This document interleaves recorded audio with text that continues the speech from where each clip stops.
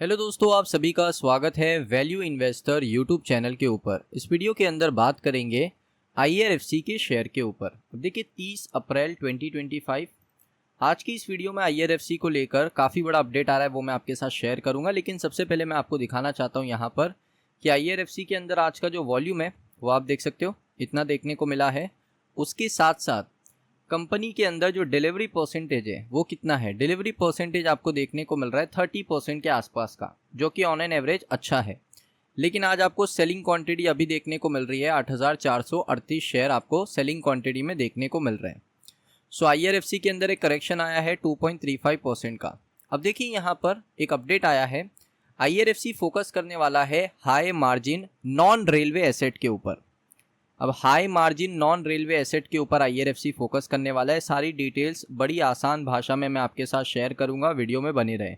सबसे पहले देखिए, जो डाइवर्सिफिकेशन होने वाला है उसमें दोस्तों हाई क्वालिटी एसेट आईआरएफसी यहाँ पर खरीदने वाला है, जिसमें जो रिस्क का परसेंटेज है वो ना के बराबर होगा, जिस वजह से आईआरएफसी का जो 0 एनपीए का स्टेटस है वो मेंटेन रहने वाला है। अब पूरा रिपोर्ट एक बार देख लेते हैं, जिसमें आप देख सकते हो आईआरएफसी टारगेट करेगा net interest margin of over 2%, यानी 2% का यहाँ पर नेट इंटरेस्ट मार्जिन यहाँ पर आईआरएफसी क्या करने वाला है, टारगेट करने वाला है। करंट फाइनेंशियल ईयर में डाइवर्सिफिकेशन के बाद हाई मार्जिन सेगमेंट के अंदर आईआरएफसी आ चुका है, जहाँ पर आईआरएफसी पैसे कमाना चाहता है, मार्जिन ज़्यादा मिलेगा तो रिजल्ट भी आपको अच्छा देखने को मिलेगा क्वार्टर ऑन क्वार्टर बेसिस का, जिसमें आप देख सकते हो आईआरएफसी यहाँ पर लगभग मिनिमम टू मिनिमम 30,000 करोड़ का लोन डिबर्समेंट यहाँ पर करना चाहता है फिस्कल ईयर 2026 के अंदर, यानी 2026 तक आईआरएफसी यहाँ पर 30,000 करोड़ रुपए के लोन को डिबर्समेंट करना चाहता है। ये दोस्तों कंपनी के जो एमडी हैं उन्होंने एनडीटीवी प्रॉफिट के साथ जो एक इंटरव्यू हुआ था, बातचीत हुई थी, उसमें उन्होंने बता दिया। रेलवे पब्लिक सेक्टर यहाँ पर स्ट्रेटेजिकली शिफ्ट कर रहा है नॉन रेलवे इंफ्रास्ट्रक्चर लेंडिंग की तरफ, जिसमें सबसे बड़ा दोस्तों प्रोजेक्ट है मेट्रो और उसके बाद रैपिड रेल प्रोजेक्ट। यानी अब यहाँ पर पूरे इकोसिस्टम को आईआरएफसी फाइनेंस करने वाला है। पहले सिर्फ रेलवे के कोर को फाइनेंस करता था, पूरे इकोसिस्टम को फाइनेंस करेगा आईआरएफसी। उसके बाद देखिए मार्जिन के ऊपर उन्होंने बात करी है। मार्जिन बहुत ही इंपॉर्टेंट होता है कोई भी कंपनी के लिए। सो मार्जिन यहाँ पर अभी इनको अच्छा तो मिल रहा था इंडियन रेलवेज के अंदर, लेकिन जो इनको मार्जिन पहले मिलता था वो मिल रहा है 35 टू 40 बीपीएस, यानी दोस्तों बहुत ही कम है। 35 टू 40 बीपीएस का यहाँ पर क्या मिल रहा था, मार्जिन मिल रहा था। लेकिन आने वाले समय में दोस्तों सभी चीज़ें चेंज होने वाली है, इसीलिए मैं कहता हूँ फ्यूचर सेंट्रिक सोचो, फ्यूचर के बारे में सोचो। अब फ्यूचर के बारे में मैं आपको बता रहा हूँ, डेटा बता रहा हूँ। इनका मानना है, इनकी एक्सपेक्टेशन ये है कि हमारा मार्जिन नियरली 3 टाइम हो जाएगा जो हमें पहले मिल रहा था। अब 3 टाइम हो जाएगा, इसका मतलब क्या है, पहले मिल रहा था 40 बीपीएस का, है ना, 40 बीपीएस, यानी अगर आप देखोगे 40 इतना मिल रहा था, इसको कर दो प्लस 40 80, उसके बाद कर दो प्लस 40, कितना हो गया 80 90 100 120। सो अब आईआरएफसी को यहाँ पर 120 बीपीएस का मार्जिन मिलेगा, जो कि 3 गुना ज़्यादा होगा जो इनको पहले मिल रहा था। यानी क्वार्टर 4 में भी उतना ही मिला है ना, इस वजह से रिजल्ट अच्छे आए नहीं है। सो अब यहाँ पर जो मार्जिन है वो 120 बीपीएस मिलेगा, ना कि 40 बीपीएस। क्यों ऐसा है, क्योंकि ये पूरे रेलवे इकोसिस्टम को फाइनेंस करने वाले।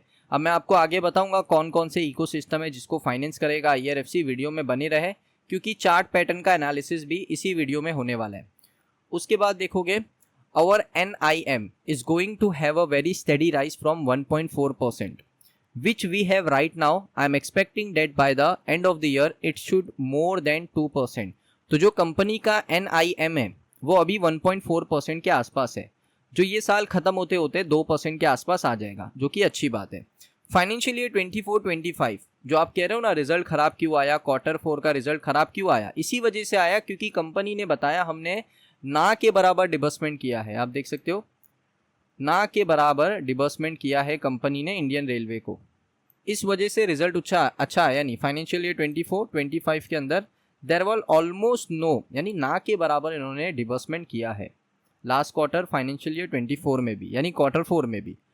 IRFC अब फोकस कर रहा है थोड़ा फ्यूचर की तरफ, क्योंकि उनको पता है कि मार्जिन बनाना ज़रूरी है कंपनी के अंदर। मार्जिन नहीं बनाओगे रिजल्ट अच्छा नहीं आएगा, रिजल्ट अच्छा नहीं आया तो शेयर ऊपर नहीं जाएगा, सिंपल सी बात है। तो ये उन्होंने बता दिया है कि अब हमारा मार्जिन इंक्रीज होने वाला है, वो भी 120 BPS तक। अब आगे देखेंगे, जिसमें आप देख सकते हो करेंटली नॉन रेलवे एसेट हमको लगभग 1% हमारी बुक के अंदर है। बट डुबे का ये मानना है, जो कंपनी के MD है उनका ये मानना है कि इसके अंदर एक अच्छा राइज आपको देखने को मिलेगा, क्योंकि हम अब पूरे इकोसिस्टम को फाइनेंस करने वाले। ये बात हो गई। कंपनी के बोर्ड ने अभी अप्रूव किया, कल ही मैंने आपको रिपोर्ट बताया, 60,000 करोड़ रुपए कंपनी के बोर्ड ने अप्रूव किए है फाइनेंशियल ईयर 26 के लिए, जिसका मिनिमम डिबर्समेंट टारगेट 30,000 करोड़ है। 60,000 करोड़ ये लोग पैसा उठाएंगे मार्केट से, जिसमें से 30,000 करोड़ ये लोग लोन प्रोवाइड भी कर देंगे, जिसका मार्जिन का जो इम्पैक्ट आएगा वो आएगा 90,000 करोड़। 90,000 करोड़ का लोन कंपनी देने वाली है। और मैंने आपको बता दिया है कितना BPS मार्जिन है, 120 BPS, 40 BPS का कोई मार्जिन नहीं है यहाँ पर, तो ये बहुत अच्छी बात है दोस्तों। उसके बाद देख सकते हो 14,000 करोड़ का जो फंड है IRFC के पास, वो सिर्फ 4 महीने के अंदर खत्म हो गया है। ऑल नॉन रेलवे, जिसमें दोस्तों मैं आपको बताता हूँ कौन कौन से नॉन रेलवे इकोसिस्टम है जो काम कर रहे हैं। देखिए सबसे पहले यहाँ पर बता दूँ तो जो लिंकेज है रेलवे के साथ, यानी रेलवे से लिंक होते हैं, जिसमें रेन्यूएबल है, थर्मल पावर है आपका, उसके बाद पोर्ट्स हो गया आपका, लॉजिस्टिक्स हो गया, और मेट्रो रेल इकोसिस्टम। सो इन सभी जो सेक्टर है वहाँ पर फंडिंग होगी। वापस देख लीजिए, यहाँ मैं आपको दिखा देता हूँ। रेलवे हो गया, थर्मल पावर जनरेशन हो गया, पोर्ट हो गया आपका, लॉजिस्टिक्स हो गया, और उसके बाद मेट्रो रेलवे इकोसिस्टम। इन सभी को IRFC फंड करने वाला है। पहले सिर्फ कोर रेलवे कंपनीज को फंड करता था, जैसे RVNL। अब देखिए, railway are central to infrastructure and we are targeting asset that support this ecosystem. अब देखिए ये लोग है ना क्या करने वाले, इन सभी के एसेट भी लेने वाले। जैसे रेन्यूएबल को कौन से एसेट की नीड पड़ती है, थर्मल को कौन से एसेट की नीड पड़ती है, और पोर्ट्स के अंदर कौन से एसेट यूज़ होते हैं, लॉजिस्टिक्स के अंदर कितने एसेट यूज़ होते हैं, ये एसेट भी खरीद के रखेगी, क्योंकि इनको यहाँ पर क्या करेगी, रेंट आउट कर देगी, फिर वो रेंटिंग अमाउंट भी IRFC को मिलेगा। सो IRFC बहुत स्ट्रेटेजिकली अपना फ्यूचर प्लान कर रही है। ये बहुत अच्छी बात है दोस्तों, IRFC के शेयर होल्डर्स के लिए काफ़ी बड़ी खबर है। उसके बाद कंपनी के CMD ने बताया कि हम अपने कॉम्पिटिटिव एज को भी समझते हैं, लो कॉस्ट फंड हमें मिलता रहता है, यानी बहुत ही सस्ते प्राइस पे इनको फंडिंग मिल जाती है। जिसमें इन्होंने बताया अभी हमने बॉन्ड्स के थ्रू 6.85% पे किया, बहुत ही कम है। हमें लोन कितना मिलता है, 10-12% पे ना, IRFC 6.85% पे लोन ले लेती है मार्केट से। उसके बाद देखिए इन्होंने एक कॉस्ट ऑफ कैपिटल इन्होंने बताया, जीरो कूपन बाउंड से इन्होंने 6.25% पे ले लिया। फिर इन्होंने 54 EC का जो बॉन्ड्स है वो इनको कॉस्ट पड़ा है 5.25% रेट ऑफ इंटरेस्ट। तो बहुत ही कम रेट ऑफ इंटरेस्ट पे ये लोग मार्केट से पैसा लेते हैं और आगे उसको डबल करके लोन प्रोवाइड करते हैं। ये बहुत अच्छी स्ट्रेटेजी है दोस्तों, नॉन रेलवे इकोसिस्टम को फंडिंग करना, जिसमें मैंने आपको बता दिया कौन कौन से सेक्टर आने वाले। सो BPS यानी इनका जो मार्जिन है वो भी बढ़ने वाला है, इनका सब सेक्टर भी बढ़ने वाला है, यानी अलग अलग सेक्टर को ये लोग फाइनेंस करने के लिए रेडी हो चुके हैं। और इन्होंने बताया कि देखिए हमें ना सबसे पहले सपोर्ट करता है गवर्नमेंट का बजटरी सपोर्ट, उसके बाद हमें सपोर्ट करेगा EBR एक्स्ट्रा बजटरी रिसोर्सेस, उसके बाद हमारे पास जो फंड आता है वो हमें सपोर्ट करता है।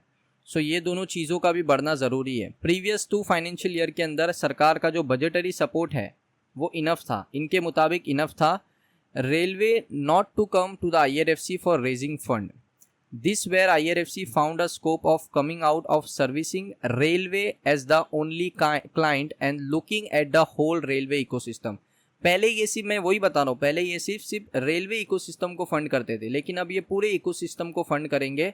पूरे जितने भी, जैसे मैंने आपको बताया यहाँ पर देखिए, जितने भी मेट्रो प्रोजेक्ट्स हैं, जितने भी यहाँ पर पब्लिक प्राइवेट पार्टनरशिप वाले वेंचर्स हैं, उनको भी ये लोग फंड करने वाले हैं जो रेलवे से लिंक होता हो, थर्मल पावर हो, रेन्यूएबल हो, पोर्ट्स हो, लॉजिस्टिक्स हो, मेट्रो हो, सभी को फंड करने वाले हैं। अब यहाँ पर मैं आपको दिखा देता हूँ थोड़ा चार्ट पैटर्न। देखिए 3 महीने का चार्ट पैटर्न है, जिसमें आप देखोगे ये लेवल काफ़ी इंपॉर्टेंट है जो है 228 का। और नीचे देखिए 3 महीनों के अंदर एक चीज़ पता चली है, 106 के आसपास, 108 के आसपास, 108 के आसपास का एक सपोर्ट दिखाया है 3 महीने के अंदर। तो ये एक सपोर्ट की तरह काम कर रहा है। ऊपर मैंने आपको बता दिया 226 के आसपास रेजिस्टेंस की तरह काम कर रहा है, इसके ऊपर निकलेगा तो ऊपर जाने के चांसेस बहुत ज़्यादा रहेंगे। सो दोस्तों, ये वीडियो आपको कैसा लगा कमेंट सेक्शन में बताइए। अगर आपको वीडियो अच्छा लगा वीडियो को लाइक करें, चैनल पे पहली बार आए हो सब्सक्राइब कर लो।